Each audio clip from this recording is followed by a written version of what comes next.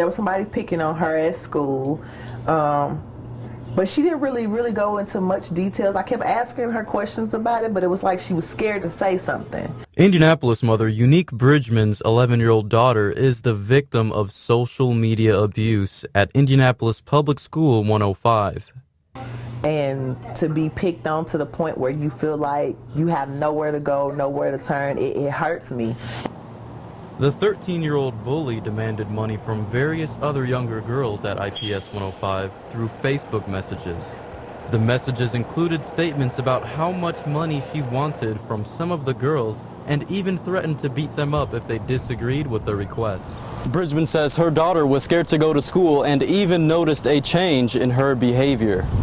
Her grades, the teacher saying, you know, how she wasn't paying attention. She was more afraid of who was going to be her friend and who wasn't going to be her friend. The girl even went to the extent of requesting money from her own mother to meet the bully's money request. Never done that before, which, you know, not like $1 here, $1 there. No, you asking for $5, $10, $15. What you need $15 to go for school? Y'all ain't getting nothing out the snack machines that cost $15. Went up there and I talked to the teacher about it and let the teacher know that I wasn't going to stand for it. That I'm not going to sit there. My child is to come to school to get an education, not to be picked on, not to be bullied. You know, and there's a lot of kids, you know, nowadays that's killing themselves over that. And this is a serious situation that we have on our hands with our kids.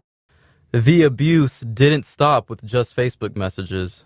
I know she was saying the girl was calling her fat, talking about her hair, talking about her clothes. You know, as a mother, you just like, oh, that's little harmless things, you know, tell her she just jealous because you got better hair than her probably, you know, stuff like that.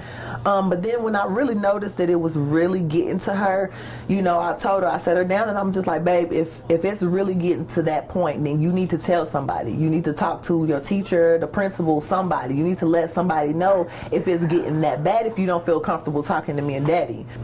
It's a cry for help, really. That's really what bullying is. It's a cry for help. And a lot of people don't realize that.